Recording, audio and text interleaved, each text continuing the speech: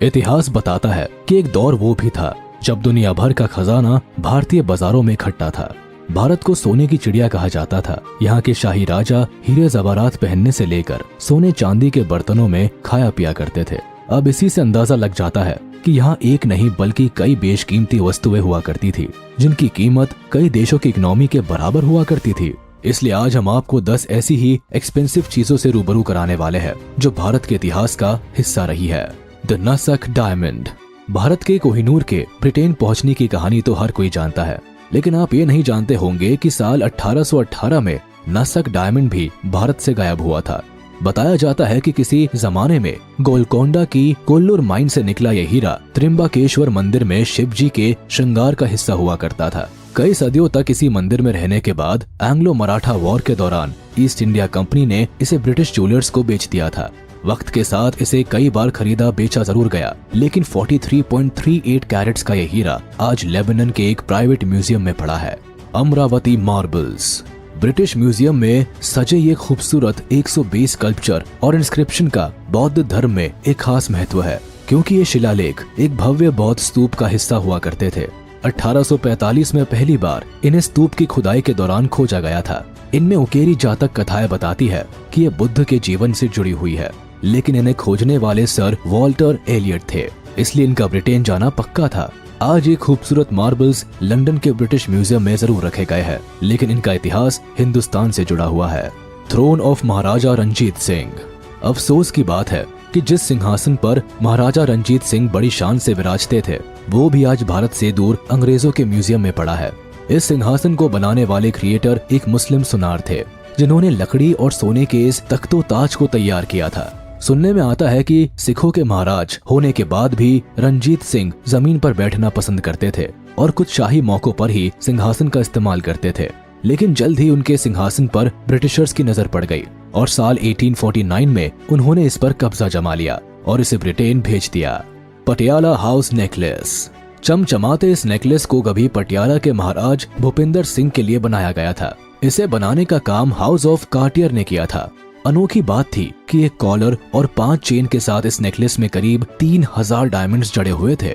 दिखने में इतना शानदार था कि इस हार के चर्चे भारत ही नहीं बल्कि दुनिया भर में होने लगे थे। ऐसा इसलिए भी क्योंकि इसमें दुनिया का 7वां सबसे बड़ा हीरा लगाया गया था। लेकिन दुख की बात है कि 1948 में इसे पटियाला के शाही खजाने से चुरा लिया गया। आखिरी बार ये नेकलेस भूपेंद्र सिंह के बेटे ने पहना था, जिसके बाद इसे कभी भी साबुत स्थिति में नहीं देखा गया। हाल ही में इस नेकलेस के चौकोर को एमा कैम्बरलेन ने मेट गाला के लिए पहना था, जिसके लिए उनकी काफी निंदा भी हुई थी। दरअसल कहते हैं कि इस नेकलेस के पीछे का इतिहास काफी काला रहा है। Shahjahan royal jade wine cup. एक आलीशान महल और राजसी ठाट बाट में रहने के अलावा मुगल बादशाह शाहजहां के पास एक नायाब शराब का प्याला भी था, जिसमें वो बड़ी शान से जाम के घूंट लगाया करते थे। हालांकि सफेद रंग के इस प्याले को खास शाहजहां के लिए बनाया गया था, लेकिन इसे बनाने वाला आर्टिस्ट कौन था, इसका इतिहास में कोई जिक्र नहीं मिलता। अतीत के पन्ने बताते हैं कि 18.7 सेंटीमीटर लंबा ये प्याला 1857 के बाद कर्नल चार्ल्स सेटन को मिल गया था। उसके बाद ये कई लोगों को बेचा गया, लेकिन आज इसकी मौजूदगी हमें विक्टोरिया और एल्बर्ट म्यूजियम में मिलती है। सुल्तानगंज बुद्धा। 2.3 मीटर ऊंची और 500 किलो वजनी इस मूर्ति को शायद आप पहली बार देख रहे हो, लेकिन ये मेटालिक स्कल्पचर सुल्तानगंज बुद्धा का है, जो 1861 में भगलपुर के सुल्तानगंज में पाया गया था। इसे एक रेलवे इंजीनियर ने 200 पाउंड में बर्मिंघम के एक मेटल मैन्युफैक्चरर को बेच दिया था और इस तरह से भारत का ये नायाब स्कल्पचर भी दूसरे देश पहुंच गया था। आज ये हमें बर्मिंघम के म्यूजियम में रखा हुआ मिलता है। इसके इतिहास पर नजर डाले तो ये 500 से 700 ईडी के बीच तब बनाया गया था, जब भारत पर गुप्ता पाला राजवंश का शासन हुआ करता था। बौद्ध भगवान की ये मूर्त हमें गुप्त और पाल डायनेस्टी की मूर्ति कला के बारे में बहुत कुछ बताती है। टीपू सुल्तान रिंग। छोटा कद लेकिन तलवार बाजी में ऊंची पकड़ रखने वाले बादशाह टीपू सुल्तान का नाम आज भी इतिहास के पन्नों में अमर है। मैसूर के इस राजा को लोग एक बहादुर योद्धा की तरह देखते हैं, जिसने आखिरी सांस तक हार नहीं मानी, और यही वजह रही कि बादशाह की बेशकीमती तलवार और अंगूठी पर अंग्रेजों की नजर पड़ गई। दरअसल 1799 में श्रीरंगपटना के युद्ध में ब्रिटिश ईस्ट इंडिया कंपनी के खिलाफ लड़ते हुए वो मर गए, जिसके बाद ब्रिटिशर्स ने उनकी 41.2 ग्राम्स की कीमती अंगूठी और तलवार पर अपना हक जमा लिया। हालांकि उनकी तलवार को तो नीलामी में 1.5 करोड़ रुपीस देकर विजय माल्या ने अपना बना लिया था, लेकिन टीपू सुल्तान की सोने की बेशकीमती अंगूठी को 2014 में 145,000 पाउंड की कीमत पर नीलाम कर दिया गया और इसे खरीदने वाले कौन थे ये आज तक सामने नहीं आया। टीपू's टाइगर। टीपू सुल्तान की अंगूठी ही नहीं बल्कि इस बादशाह का बाग भी आज लंदन के विक्टोरिया एंड एल्बर्ट म्यूजियम की शोभा बढ़ा रहा है। ये बाग मशीनी कला का एक नमूना है जिसे खास तौर पर टीपू सुल्तान के लिए बनाया गया था। इस मूर्ति में बाघ को एक ब्रिटिश सैनिक को मारता हुआ दर्शाया गया है, जो टीपू सुल्तान की ब्रिटिशर्स के प्रति दुश्मनी का सिंबल था। टीपू सुल्तान के मरने के बाद उनके इस बाघ को लॉर्ड मॉर्निंगटन ने ब्रिटेन भिजवा दिया था और तभी से ये ब्रिटेन की म्यूजियम में रखा हुआ है। इसलिए अगर आप कभी लंदन जाए तो मैसूर के राजा की इस खास निशानी को जरूर देखें।